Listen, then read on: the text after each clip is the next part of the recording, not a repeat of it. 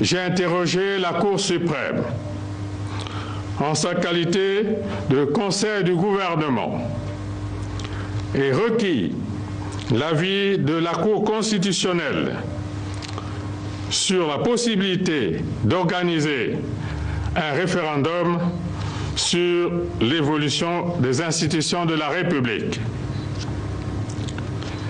Ces deux hautes juridictions m'ont répondu positivement. Lorsque quelqu'un interprète abusivement et en toute connaissance de cause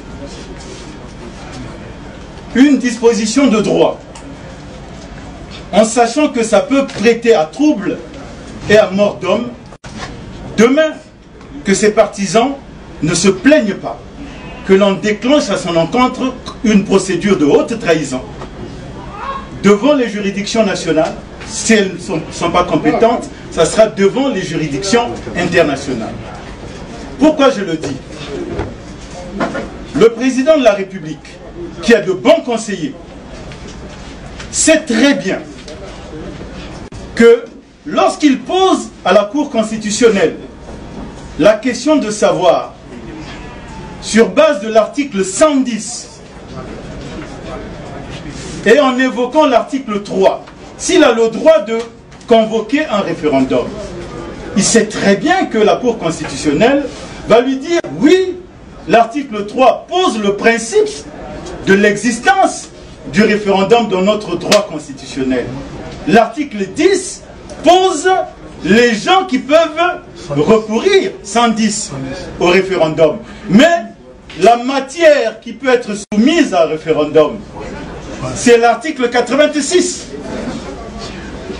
Alors le président de la République demande, est-ce que le référendum est possible? On dit oui. Est-ce que moi je suis habilité à convoquer un référendum? Oui. Alors il l'utilise pour changer la Constitution, en sachant très bien que la matière susceptible d'être soumise au référendum est bien délimitée par l'article 86. Constitution du 20 janvier 2002, article 86. Le président de la République peut, après consultation des présidents des deux chambres du Parlement, soumettre au référendum tout projet de loi portant sur l'organisation des pouvoirs publics, les garanties des droits et des libertés fondamentaux, l'action économique et sociale de l'État ou tendant à autoriser la ratification d'un traité. Donc en fait, en réalité, le président de la République abuse de l'avis de la Cour constitutionnelle.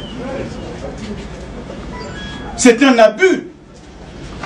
À la limite même, plus qu'un abus de pouvoir, c'est un abus de confiance.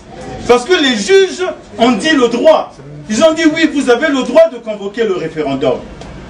Mais pourquoi le président n'avait pas posé la question de savoir si la Constitution dispose, dans les matières à soumettre au référendum, le droit de changer la Constitution? Il ne l'a pas dit.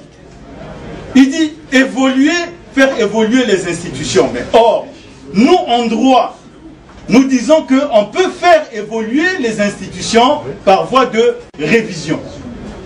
Et je suis persuadé que mes collègues de la Cour constitutionnelle, lorsqu'on lui ont répondu, c'était de dire oui, dans l'esprit de l'article 86, vous avez le droit de faire évoluer les institutions par l'article 86. Parce que dans la Constitution, il n'est pas possible de changer la Constitution. Or, le président de la République interprète abusivement un avis de la Cour constitutionnelle. Mais souvenez-vous, ce pays a brûlé à cause des mêmes problèmes. L'article 75 sous le président Lissouba. Et parmi les instigateurs de ce drame figure bien le président Sassou. Donc lorsque le président Sassou interprète abusivement un avis de la Cour constitutionnelle, en sachant que précédemment le pays avait brûlé pour les mêmes causes, vous comprenez pourquoi dans notre conférence de presse, nous avons conclu de ce que, tôt ou tard, l'acte qu'il vient de poser va le conduire devant la mise en accusation pour haute trahison. Et si les gens sont trop lâches pour juger, alors c'est ce pays qui va s'en saisir.